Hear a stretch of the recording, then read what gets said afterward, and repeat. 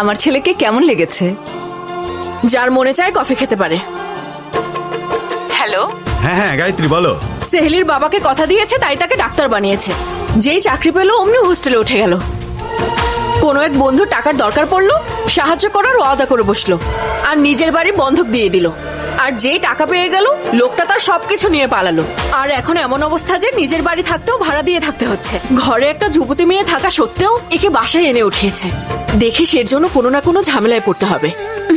ও না আবার তোর প্রেমে পড়ে যায়, সেদিকে খেয়াল রাখিস।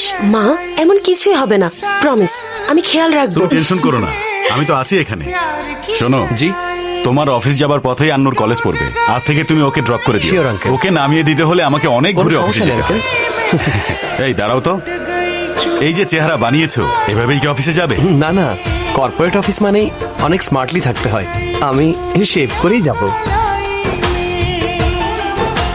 जानम तुमसे प्यार की लड़ाई में, जानम तुमसे प्यार की लड़ाई में, जागा मैं अकेला रजाई में, रजाई में, जागा मैं अकेला रजाई में,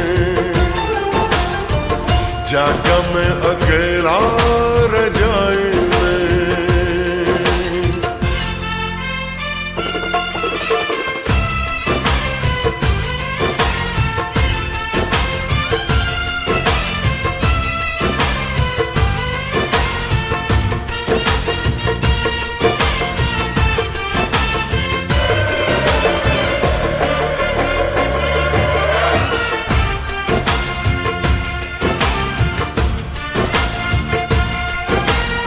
মাটা কে রে?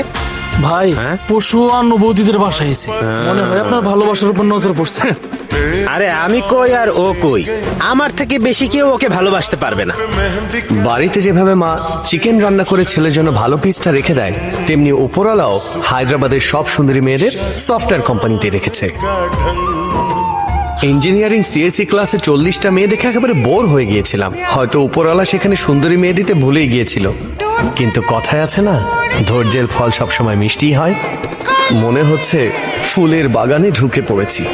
ইচ্ছে মতো পছন্দের ফুলটা তুলে নিলেই হয়। আর আমি তো বাগানের রাজা হয়ে জন্মেছি। এই ফুল আমার হাত থেকে কিভাবে বাঁচবে?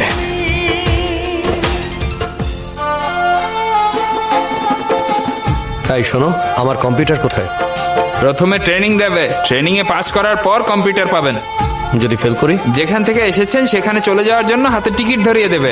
ও, তাহলে ট্রেনিং রুম কোথায়? ওইদিকে। কি জোস জোস মেরে ভাই! স্কুল হোক, কলেজ বা অফিস, প্রথম দিন তো সবাই একটাই কাজ করে। ছেলেরা দেখে কোন মেয়েটা বেশি সুন্দর, আর মেয়েরা দেখে কোন ছেলেটা বেশি হ্যান্ডসাম।